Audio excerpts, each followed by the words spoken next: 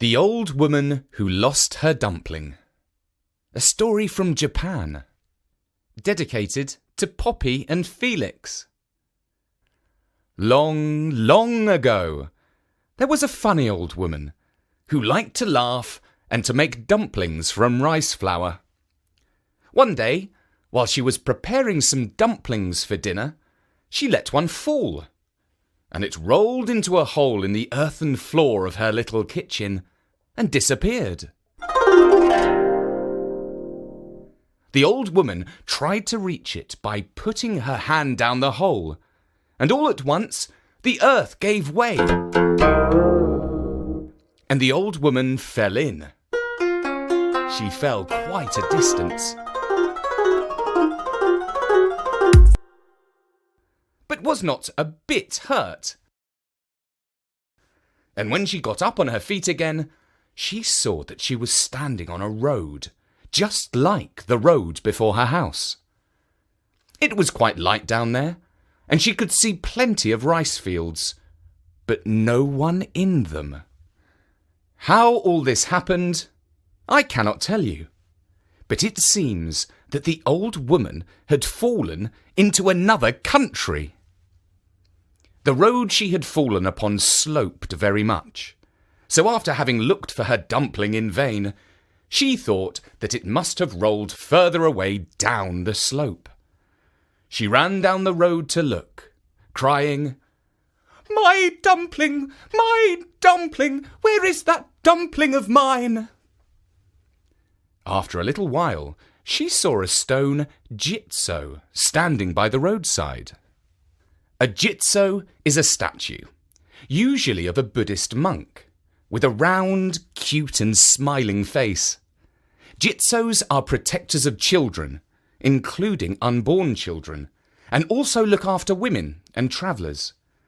People are very fond of them, and sometimes give the stone statues woolly hats and scarves to keep them warm. The woman looked at the statue and said, "Oh, Lord Jitso, did you see my dumpling?" The jitso answered, "Yes, I saw your dumpling rolling by me down the road, but you had better not go any further, because there is a wicked oni living down there, who eats people." An oni, by the way, is an ogre, usually hideously ugly and very dangerous. But the old woman only laughed and ran on further down the road, crying, "My dumpling! My dumpling! Where is that dumpling of mine?" And she came to another statue of a jitso and asked it, "Oh, kind Lord Jitso, did you see my dumpling?"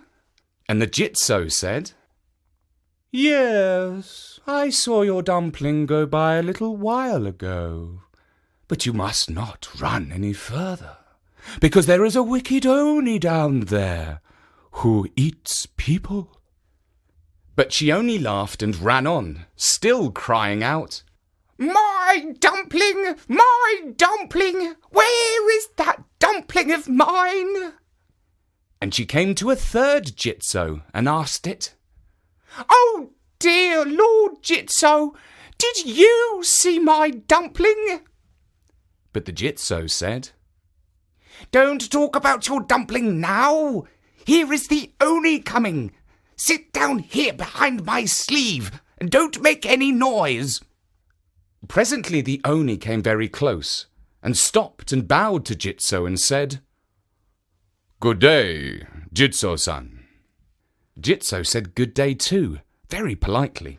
Then the oni suddenly sniffed the air 2 or 3 times in a suspicious way and cried out, "Jitso-san! Jitso-san! I smell a smell of a woman somewhere, don't you?" "Oh," said Jitso, "perhaps you are mistaken." "No, no," said the oni, sniffing the air again. "I smell a smell of a woman." Then the old woman could not help laughing. "Tee-hee-hee-hee!" And the Oni immediately reached down his big hairy hand behind Jitso's sleeve and pulled her out, still laughing. Tee-hee-hee-hee! "Aha!" cried the Oni. Then the Jitso said, "What are you going to do with that good old woman? You must not hurt her." "I won't," said the Oni, "but I will take her home with me to cook for us." "Tee-hee-hee-hee!" laughed the old woman. "Very well," said Jitso, "but you must be really kind to her. If you are not, I shall be very angry." "I won't hurt her at all," promised the Oni, "and she will only have to do a little work for us every day. Goodbye, Jitso-san."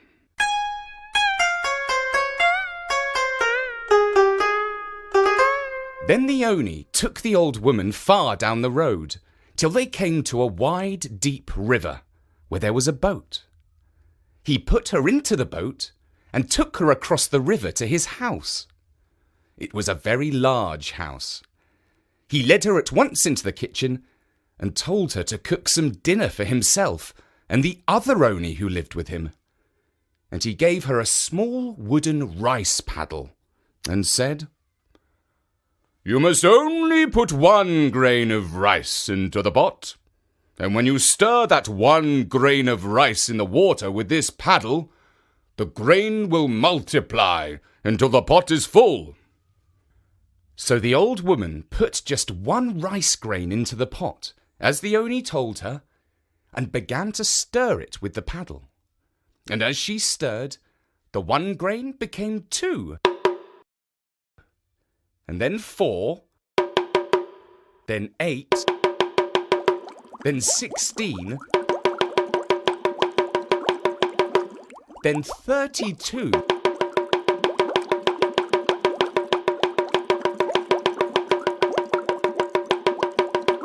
then 64, and so on.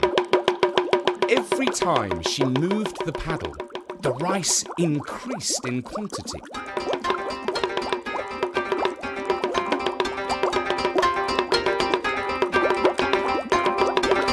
And in a few minutes, the great pot was full. After that, the funny old woman stayed a long time in the house of the Oni, and every day cooked food for him and for all his friends. The Oni never hurt or frightened her, and her work was made quite easy by the magic paddle, although she did have to cook a very, very great quantity of rice, because an Oni eats much more than any human being eats. But she felt lonely and always wished very much to go back to her own little house and make her own dumplings. And one day, when the Oni were all out somewhere, she thought she would try to run away. She first took the magic paddle and slipped it under her belt, and then she went down to the river. No one saw her. She got into the boat and pushed off. And as she could row very well, she was soon far away from the shore. But the river was very wide, and she had not rowed more than 1/4 of the way across when the Oni, all of them, came back to the house. They found that their cook was gone, and the magic paddle too. They ran down to the river at once and saw the old woman rowing away very fast. Perhaps they could not swim. At all events, they had no boat, and they thought the only way they could catch the funny old woman would be to drink up all the water of the river before she got to the other bank. So they knelt down and began to drink.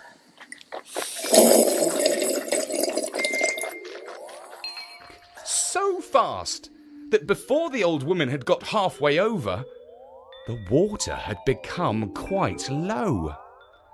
But the old woman kept on rowing until the water had got so shallow that the Oni stopped drinking and began to wade across.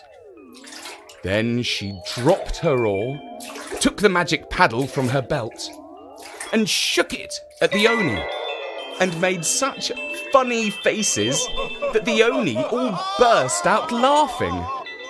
But the moment they laughed, they could not help throwing up all the water that they had drank.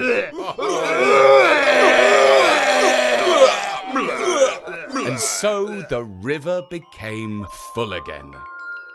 The Oni could not cross, and the funny old woman got safely over to the other side and ran away up the road as fast as she could.